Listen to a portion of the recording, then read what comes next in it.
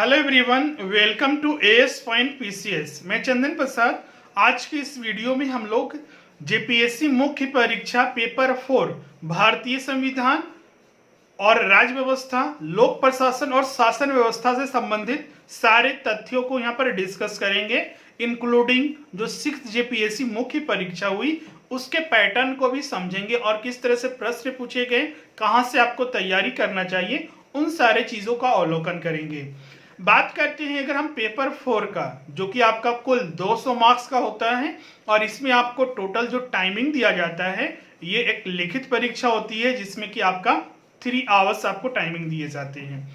Syllabus को 2 division किया गया है, ग्रुप ए और ग्रुप बी में। ग्रुप ए में आपका भारतीय संविधान और राज्य व्यवस्था को रखा गया है और ग्रुप बी में आपका लोक प्रशासन और शासन व्यवस्था को रखा गया है। क्या एग्जाम में भी इसी तरह से प्रश्न डिवीजन करके पूछा जाता है? बिल्कुल। 200 मार्क्स में आपका 100 मार्क्स फिक्स्ड है, आपका ग्रुप ए से ही रहेगा और ग्रुप बी से आपका 100 मार्क्स रहेगा, तो कुल आपका 200 मार्क्स का। छठा जेपीएससी जो परीक्षा हुआ उसमें जो प्रश्न पूछा गया इस तरीके से पूछा गया। दोनों ग्रुप से 5-5 प्रश्न थे, जिसमें कि प्रश्न संख्या 1 जो था दोनों ग्रुप में कंपलसरी था। मतलब कि कंपलसरी अनिवार्य प्रश्न उसे बोला जाता है जिसे आपको सॉल्व करना ही है।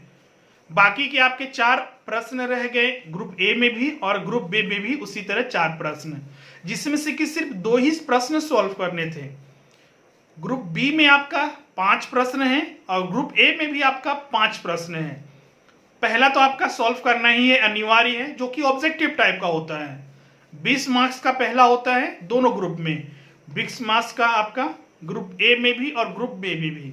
बाकी के आपका 4 प्रश्न ग्रुप ए का, उसमें से आपको 2 सॉल्व करने होते हैं, जो कि इच 40 मार्क्स का होता है, तो 40 दूना 80, तो 100 मार्क्स आपका ग्रुप ए में हो गया। उसी तरह आपका ग्रुप बी में भी पहला प्रश्न आपका अनिवार्य होता है, जो कि 20 मार्क्स का होता है। 10 ऑब्जेक्टिव टाइप के प्रश्न होते हैं। बाकी के आपके 4 प्रश्न रह गए, जिसमें कि आपका 2 प्रश्न सॉल्व करने होते हैं, 4 में सिर्फ 2 ही, और एक प्रश्न जो होता है वो आपका 40 मार्क्स का होता है, तो 80 मार्क्स और 20 मार्क्स 100 मार्क्स हो गए। प्रश्न का जो पैटर्न होता है, क्या डायरेक्ट सिलेबस से ही प्रश्न पूछा जाता है? जैसे कि अगर हम बात करें ग्रुप ए का, तो भारतीय संविधान के बारे में, राज्य व्यवस्था के बारे में स्टडी करना होता है। अगर हम बात करें प्रस्तावना का बात करें, तो क्या डायरेक्ट प्रस्तावना के बारे में पूछ देता है? मूल अधिकार, मूल कर्तव्य है, डायरेक्ट उससे प्रश्न पूछा जाता है। उन चीजों को भी देखना है।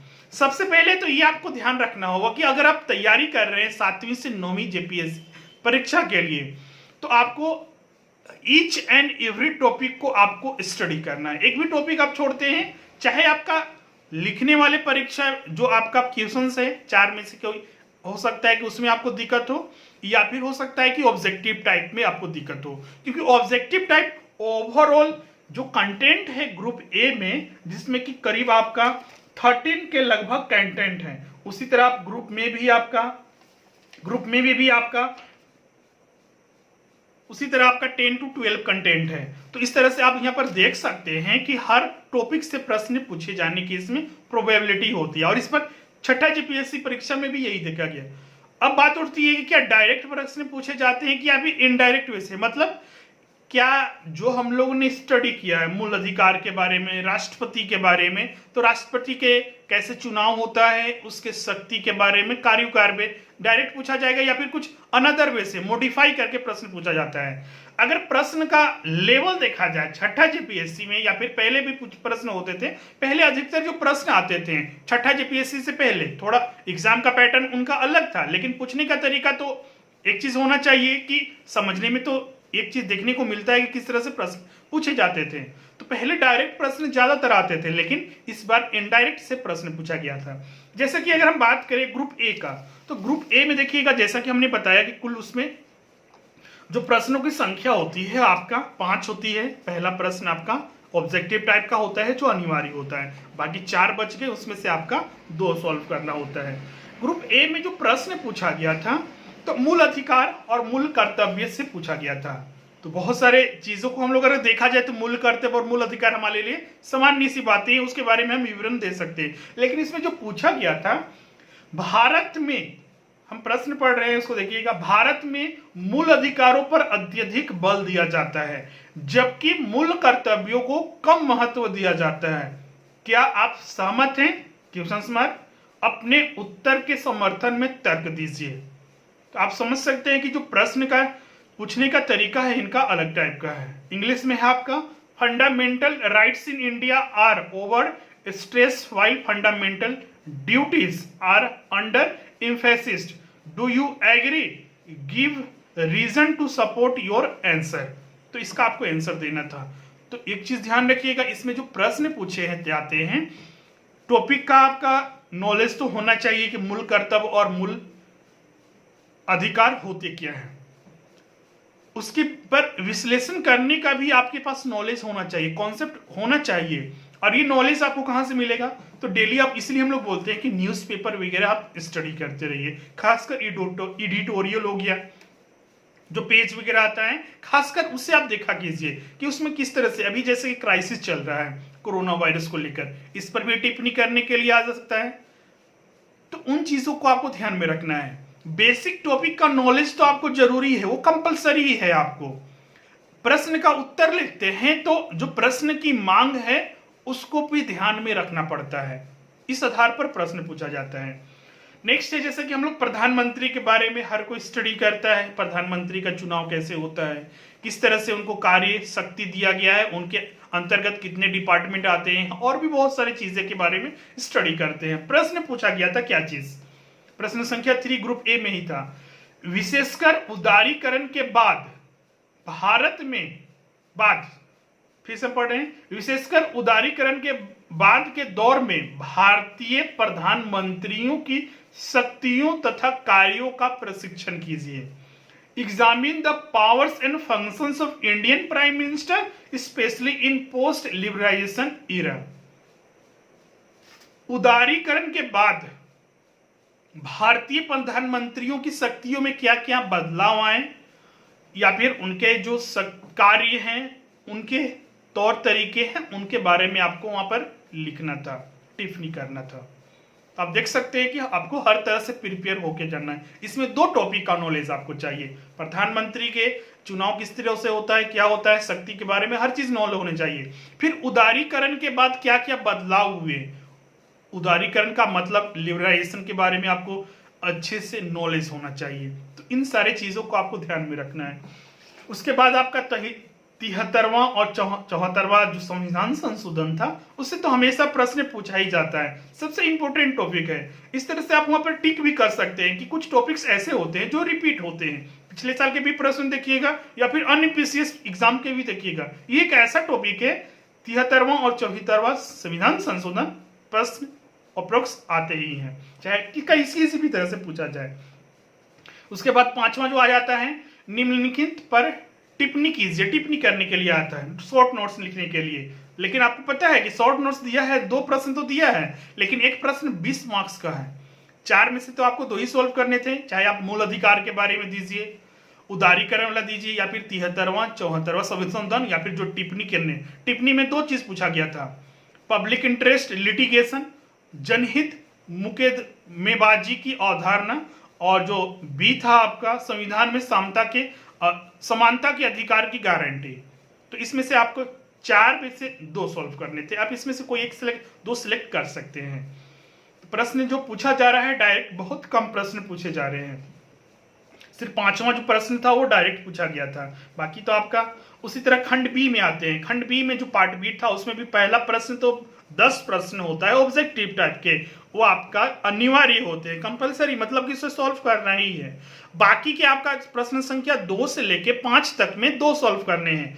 अब उसमें देखते हैं, इसमें ध्यान रखिएगा, जब लोक प्रशासन स्टडी करते हैं तो बहुत सारे विचारक होते हैं, जैसे कि हेनरी फ्योल, फिर आपका एडमंड अलेक्जेंडर, और उनके द्वारा जो कथन दिया जाता है, विचारक होते हैं, उनके द्वारा कोट जो दिया जाता है वो भी डायरेक्ट पूछा जाता है। स्पेशली ऑब्जेक्टिव टाइप के प्रश्न जो पूछे जाते हैं वहां पर आपको तो याद रखना ही है। जैसे कि प्रश्न पूछा गया था कि पोस्ट कार्ब, जो पोस्ट कार्ब परिवर्णी शब्द है किसके द्वारा दिया गया था? मुने, गुलिक, उर्विक, हेनरी फ्योल। उसके बाद पूछा गया था कि आपका निम्न में से कौन सा एक चिंतक लोक प्रशासन तथा निजी प्रशासन में समानताओं का समर्थक है। Which one of the flowing thinkers favours similarity in public administration and private administration. तो ये चीज आपको ध्यान रखना है कि जो भी विचारक होते हैं, विद्वान होते हैं, उनसे भी चीजों को आपको याद में रखना है। ये तो ऑब्जेक्टिव टाइप के हो गए, बहुत सारे प्रश्न इसमें पूछा गया था। फिर आपका रॉ जो आपका रिसर्च एंड एनालिसिस विंग है, उसके बारे में पूछा जाता है कि किस मंत्रालय के अंतर्गत या फिर किस भाग के अंतर्गत उसे शामिल किया जाता है। फिर आपका एक और जो प्रश्न पूछा गया था कि हमारी सभ्यता विफल होती है तो मुख्यतः प्रशासन के ध्वस्त होने के कारण होगा। यह कथन किसका दिया हुआ है? तो इन चीजों को, छोटी छोटी चीजें हैं जो कि बहुत सारे स्टूडेंट है कि क्या करते हैं, इसको ध्यान में नहीं रखते, लेकिन प्रश्न तो पूछे जा रहे हैं तो ध्यान में तो रखना पड़ेगा। अब बात करते हैं प्रश्न संख्या 2 से लेके 5 तक। प्रश्न संख्या 2 में पूछा गया था, लोक प्रशासन तो हम लोग स्टडी कर लेते हैं, लोक प्रशासन होता क्या है, महत्व, विशेषताएं और भी बहुत सारे जो सिद्धांत हैं वो सारे चीज स्टडी कर लेते हैं। प्रश्न क्या था, वैश्वीकरण उपरांत की दुनिया में लोक प्रशासन के अर्थ तथा महत्व की विवेचना कीजिए। Discuss the meaning and significance of public administration in post globalised world. अब इस पर आपको टिप्पणी करना था, 40 मार्क्स का है। अगर देखा जाए तो इसमें शब्द लिखने के लिए नहीं दिया गया था कि कितने शब्द में लिखने हैं। यहां पर भी आपका सिलेबस में भी आपका लिखना नहीं दिया गया है कि कितने शब्द में लिखने हैं, क्वेश्चन पेपर में भी नहीं मेंशन है। लेकिन इसे ध्यान रखिएगा, जब इस तरह से जब, लेकिन एक चीज लिखा हुआ है सिलेबस में आपका विवरणात्मक और दीर्घ उत्तरीय होंगे, मतलब कि अप्रोक्स रख सकते हैं कि 600, 500, 700 के शब्दों में आपको लिखना है। 600 से 700 शब्द में हो सकते हैं। बहुत सारे स्टूडेंट ये भी सोचते हैं कि क्या एग्जामिनर काउंट करता है कि एक शब्द को, बिल्कुल नहीं, उनका अपना आइडिया होता है, उस आधार पर वो देखते हैं कि हाँ कितने शब्दों में ये लिखा गया होगा, वो चीज उन्हें पता चल जाता है। अब इसी में आपको लोक प्रशासन के वैश्वीकरण के बाद जो उसका उपरांत दुनिया में क्या लोक प्रशासन का अर्थ रह गया, महत्व रह गया, उस पर आपको टिप्पणी करना था। बहुत सारी चीजें वहां पर मेंशन कर सकते हैं, इसलिए किसी टॉपिक को आपको छोड़ना नहीं है।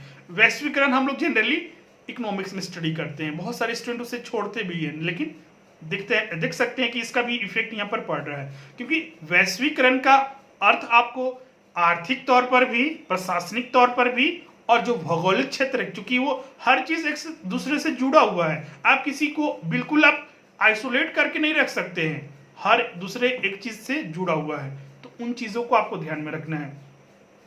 तीसरा प्रश्न जो पूछा गया था कि आपका सूचना के अधिकार अधिनियम 2005 ने प्रशासन में पारदर्शिता के इच्छित लक्ष्य को पूरा प्राप्त कर लिया है, क्वेश्चन मार्क है। यदि नहीं तो इसके कारण को चिन्हित करते हुए आगे के मार्ग के लिए सुझाव दीजिए।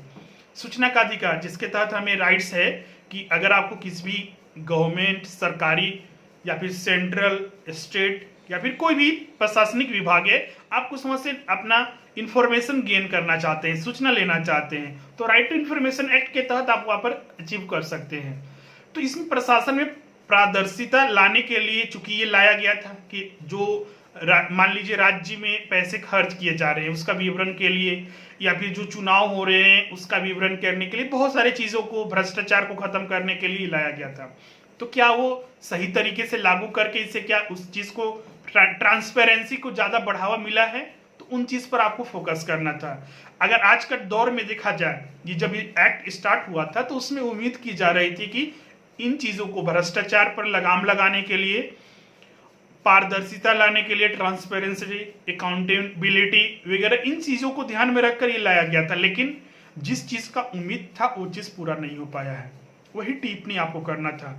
आपको इसमें पक्ष में भी लिखना है, ऐसा नहीं है कि 2005 जो राइट टू इंफॉर्मेशन एक्ट है उसके आने से कुछ सुधार नहीं हुआ है, बिल्कुल हुआ है, लेकिन जो नतीजा निकला चाहिए था, जो आम नागरिकों को जो लाभ मिलना चाहिए था, ट्रांसपेरेंसी, जो करप्शन खत्म होना चाहिए था, क्योंकि अभी भ्रष्टाचार अभी भी देखिए बहुत सारे विभागों में है मौजूद।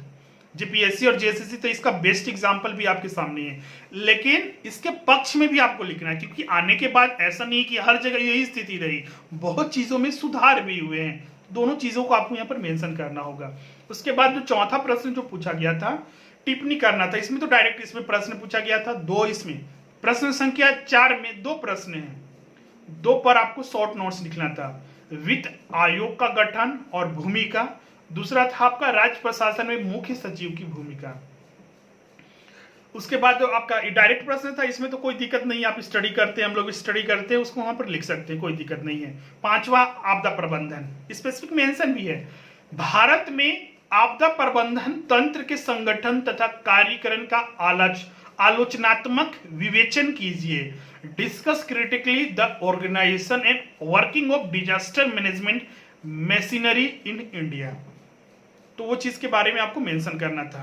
तो ये सारी चीजें हो गई जो कि प्रश्न पूछे गए थे जो छठा जेपीएससी में, और इन चीजों को ध्यान में रखते हुए 7वीं से 9वीं की आपको तैयारी करना है, इसलिए हमने पॉइंट वाइज डिस्कस किया है। बहुत सारे छात्र सिर्फ जो टॉपिक से बुक उठाते हैं, नोट्स उठाते हैं और रटना प्रारंभ कर देते हैं और टॉपिक को बनाकर लिखने लगते हैं, तो वो तो चीज सही ही है। यहाँ पर दोनों चीजें आपको जरूरी है। टॉपिक के बारे में विशेषकर जो उसका प्रारूप है, विवरण है, वो सारे आपको नॉलेज चाहिए ही, साथ ही उस पर आप खुद से एनालिसिस कर सके, उस पर आप खुद से अपने जजमेंट दे सके। पक्ष में भी आपको देना है, विपक्ष में भी देना है, मतलब कि उसके अगेंस्ट में भी कुछ तथ्यों को मेंशन करना है जो आप आज के वातावरण में देख रहे हैं। भारतीय संविधान में जो चीजें हैं वो तो स्टडी करना ही है। राज्य व्यवस्था, लोक प्रशासन में जो बेसिक टॉपिक्स है वो बिल्कुल आपके लिए कंपलसरी है, और आज के डेट के अनुसार उसके जोड़ना है और उस चीज को मेंशन करना है, और पूछा भी गया है उसी तरह से प्रश्न आपका। क्लियर है? तो इस तरह से आप यहाँ पर देख सकते हैं कि ओवरऑल अगर आप शुरू से ही अगर बेसिक चीजों से ध्यान में रखते हुए स्टडी प्रारंभ करते हैं तो आपको आगे आने वाले एग्जामिनेशन में दिक्कत नहीं होगा। बहुत सारे छात्र का एक प्रॉब्लम होता है कि आपको लिखने का अभ्यास करना चाहिए। बहुत सारे लोग बोलता है कि राइटिंग स्किल अपना बढ़ाइए। बहुत सारे छात्र क्या करते हैं कि पहले दिन से ही अपना, चूंकि टॉपर्स का आप देखते हैं इंटरव्यू वगैरह, टॉपर्स बोलते हैं कि हमने तो पहले दिन से ही राइटिंग स्किल लिखना प्रारंभ कर दिया था, हम लिखने लगे थे। तो वो चीजें आपके लिए बिल्कुल सही नहीं है, क्योंकि अगर हम राइटिंग स्किल का बात करें तो आप यहां पर देख रहे हैं कि आपको बेसिक नॉलेज भी होना चाहिए और आज के डेट के अनुसार उसको जोड़ना भी है। तो जब तक आपके पास कुछ नॉलेज न हो जाए, सही समय होता है लिखने का, राइटिंग स्किल बढ़ाने का।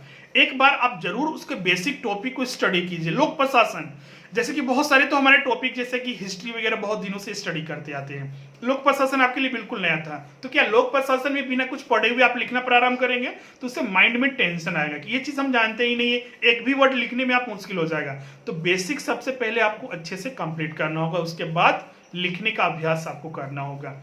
ये चीजें आपको ध्यान में रखिएगा। सिलेबस के अकॉर्डिंग आपको इसे कहां से स्टडी करना होगा, हमने तो पहले भी बताया था एक वीडियो में कहां से कौन सा बुक स्टडी करना है। अब यहाँ पर तो स्पेसिफिक जब आ जाते हैं, ओवरऑल बुक्स का बात करना अलग होता है, लेकिन जब आप उस टॉपिक्स के बारे में स्टडी करने लगते हैं वो अलग होता है। क्योंकि अगर हम बोल देते हैं कि नहीं एनसीईआरटी पढ़ लीजिए, ये बुक पढ़ लीजिए, लेकिन जब हम उस डेप्थ में जाते हैं, जैसे कि एनसीईआरटी बोल देगा, तो एनसीईआरटी यहाँ पर संविधान वगैरह में आपको बहुत ज्यादा हेल्प नहीं करेगा, ये बिल्कुल क्लियर है। हम कुछ टॉपिक्स में करेगा, समझने में आपको बेसिक, आपको आगे बढ़ने में बिल्कुल हेल्प करेगा, लेकिन उतना ज्यादा आपको मेंस में ज्यादा चीजों को विवरणात्मक, दीर्घात्मक आपको लिखना रहता है, तो आपको वहां पर दिक्कत होगा। लक्ष्मीकांत का जो बुक आता है, 3 बुक आते हैं एक आपका, और भी बहुत सारे बुक आते हैं, लेकिन आपके इस पेपर के लिए 3 बुक जरूरी है। भारत का राज्य व्यवस्था, लक्ष्मीकांत का लेटेस्ट एडिशन, शासन व्यवस्था और लोक प्रशासन, ये 3 बुक है। लेकिन बहुत सारे इसमें भी टॉपिक्स है, जैसे कि सुशासन, गुड गवर्नेंस का एक टॉपिक है। पिछला बार छठा जेपीएससी में गुड गवर्नेंस एक भी प्रश्न नहीं पूछा गया है। इस बार चांसेस है कि गुड गवर्नेंस कंपलसरी है कि आपका है। एक पूछा गया था कि सूचना के अधिकार के अंदर गुड गवर्नेंस में ही आता है, राइट टू इंफॉर्मेशन एक आया था। इस बार भी चांसेस है, हो सकता है कि इस बार उपभोक्ता संरक्षण अधिनियम से पूछा जाए, शिक्षा का अधिकार अधिनियम से पूछा जाए, सूचना का अधिकार अधिनियम, तो ये तो पूछ दिया गया है। आगे आने वाले में ये सब पूछा जा सकता है। फिर महिलाओं के विरुद्ध जो हिंसा पर रोक अधिनियम या फिर वृद्धावस्था अधिनियम आदि जो टॉपिक्स है उस पर भी प्रश्न पूछा जा सकता है। फिर ईमानदारी, जो पारदर्शिता है, जवाबदेही है, इस पर भी प्रश्न पूछा जा सकता है। तो इन चीजों को समझने में बहुत ज्यादा हेल्प होता है, तो इस चीज को आपको ध्यान में रखना है। बहुत सारे जो छात्र होते हैं, चूंकि यह 3 बुक्स हैं स्टडी करना, अभी जो भी आप बुक स्टडी कर रहे हैं, ऐसा नहीं कि हम बोल रहे हैं, एक चीज ध्यान रखिएगा, जब भी हम बुक के बारे में सजेस्ट करते हैं तो बहुत सारे स्टूडेंट ध्यान में रख लेते हैं नहीं कंपलसरी हमें इसे स्टडी करना ही है। बिल्कुल ऐसा जरूरी नहीं है। ये हमारे एक्सपीरियंस, जो छात्र होते हैं, जो हमारे फ्रेंड सर्कल में होते हैं, उनके आधार पर हम लोग जो देखते हैं, जो सिलेक्टेड कैंडिडेट होते हैं, उनके आधार पर हम बताते हैं आपको। उसके बाद आप अपना बुक्स, बहुत सारे ऐसे मार्केट में बुक हैं, आप स्टडी करते हैं, बिल्कुल सही है। आप उसको अपने सिलेबस के अनुसार बनाते हुए स्टडी करना है, बिल्कुल वो गलत नहीं है। आप जो भी बुक स्टडी करते हैं, ये हमारे द्वारा जो एनालिसिस करके ये बताए जाते हैं। अब हम बात करते हैं इसमें कि क्या सही रहेगा। जो नोट्स होते हैं, जो हमारे द्वारा नोट्स प्रोवाइड करते हैं, उसके बारे में बहुत सारे मैसेज आते हैं, कॉल किए जाते हैं डेली के बेसिस पर, बहुत सारे स्टूडेंट उससे परचेज भी करते हैं। हम बोलेंगे कि आप भी उससे परचेज कर सकते हैं, क्योंकि उसमें क्या होगा कि हमारा जो नोट्स है, आपका जो पेपर 4 है, और भी सारे पेपर का नोट्स है, एक बार हम इसका अलग से वीडियो बनाएंगे कि हमारा जो नोट्स है वो किस तरह से बनाया गया है, किस तरह से उसमें टॉपिक को शामिल किया गया है। पेपर 4 का बात करें तो जो नोट्स में शामिल किया गया है, आपका दो बुकलेट आता है इसमें आपका, जिसमें बुकलेट 1 ग्रुप ए और ग्रुप बी के बेसिस पर बनाया गया है। जो भी आप इसमें टॉपिक देख रहे हैं, इसमें आप देख सकते हैं कि 20, 21, 22, 25 टॉपिक्स हैं। 25 टॉपिक्स हैं ग्रुप ए और ग्रुप बी मिला के। तो ग्रुप ए का अलग से हमने नोट्स बनाया हुआ है और ग्रुप बी का अलग से है। अब उस पर आपका अभ्यास प्रश्न है, और जो भी टॉपिक्स इसमें स्पेसिफिक मेंशन है, सारे टॉपिक्स को शामिल करते हुए वो नोट्स बनाया गया है। सबसे बड़ी खासियत यही है। 3 बुक्स में आप पढ़ते हैं लक्ष्मीकांत का या फिर और भी पब्लिकेशंस का, उसके बाद भी कुछ टॉपिक्स छूटने का डर है। सुशासन हो गया, और भी बहुत सारे टॉपिक्स हैं जो कि छूट जाता है। जबकि ये नोट्स अगर आप रहते हैं तो आपको एक ही जगह पर सारा चीज सिर्फ आपको अध्ययन करने का काम होता है, क्योंकि इसमें ऑलरेडी 50% वर्क हो चुका है। अगर आप प्रारंभ से स्टार्ट करते हैं तो आपको 2 चीज करना है, नोट्स कैसे बनाना है उन चीज पर भी ध्यान रखना है, और कहां से किस चीज को पढ़ना है उन चीज को भी ध्यान रखना है। लेकिन जब हमारे द्वारा नोट्स जो आपको प्रोवाइड किए जाएंगे उसमें कंप्लीटली आपका 50% वर्क किया गया है। अब आपको ये चीज करना है कि आपको उसको गहन अध्ययन करना है टॉपिक वाइज, और उस पर आपका एक बार स्टडी करने के बाद उसका लिखने का अभ्यास करना है। फिर उसमें जो प्रश्न दिए जाते हैं अंतिम में, उस पर भी अभ्यास करना है। इससे आपको हर चीज क्लियर रहेगा। साथ ही प्रीवियस ईयर के जो क्वेश्चंस होते हैं उसका भी अच्छे से उसमें क्वेश्चंस को शामिल किया गया है। साथ ही आपका जो अदर पीसीएस के एग्जामिनेशन के होते हैं, जो कि आपके लेवल के हैं, वो आपको यहाँ पर शामिल किया गया है, उसका भी अभ्यास कीजिए। तो जितना ज्यादा एक बार स्टडी करने के बाद, गहन अध्ययन करने के बाद उसका जितना भी अभ्यास करते हैं वो आपके लिए बहुत ही सही होता है। तो आप स्टडी कर सकते हैं। उसका कॉन्टैक्ट नंबर आपका दिया हुआ रहता है आप डिस्क्रिप्शन में, वहां पर कॉल करके आप बात कर सकते हैं। नोट्स वो सारे उपलब्ध हो जाएंगे। तो ये सारी चीजें हमें पेपर 4 के बारे में स्टडी करना था। कोई भी अभी भी आपको डाउट है पेपर 4 के बारे में तो आप कमेंट करके वो पूछ सकते हैं। वो सारी चीजें आपके साथ डिस्कस किया जाएगा, या फिर आने वाली वीडियो में। ऐसा नहीं कि ये पहला वीडियो और अंतिम वीडियो है, बिल्कुल इस पर और भी पहले भी वीडियो बन चुके हैं और भी बनते रहेंगे, और हम इसी तरह से आपको मार्गदर्शन करते रहेंगे। बिल्कुल यहाँ पर जितने भी आपको लेक्चर हैं, जितने भी आपको एग्जामिनेशन होंगे, आपके लिए कोई दिक्कत नहीं होगा। वो सारे चीज हम अच्छे से यहाँ पर डिस्कस करेंगे। तो आज की वीडियो में बस इतना ही। थोड़ा ये लंबा वीडियो हो गया है, लेकिन आपके लिए बहुत ही फ्रूटफुल है, यूजफुल है, क्योंकि इसमें हमने छठी जेपीएससी पैटर्न, कहाँ से स्टडी करना है, किस तरह से हमारे मटेरियल को यूज कर सकते हैं, उन सारे चीजों पर फोकस किया है। ओवरऑल अभी तक हमने इन्हीं चीजों पर डिस्कस किया था। आई होप हर चीज क्लियर हो गया। फिर भी आपको सजेस्ट करना चाहते हैं या फिर कुछ आप इंक्वायरीज है, कमेंट करके पूछिए, और नेक्स्ट वीडियो जो आपका किस टॉपिक पर होना चाहिए उसके बारे में भी कमेंट कर सकते हैं। तो थैंक यू एवरीवन। अगर आपको वीडियो अच्छा लगता है तो जरूर इसे लाइक कीजिएगा, शेयर कीजिएगा और सब्सक्राइब कीजिएगा। मिलते हैं नेक्स्ट वीडियो में।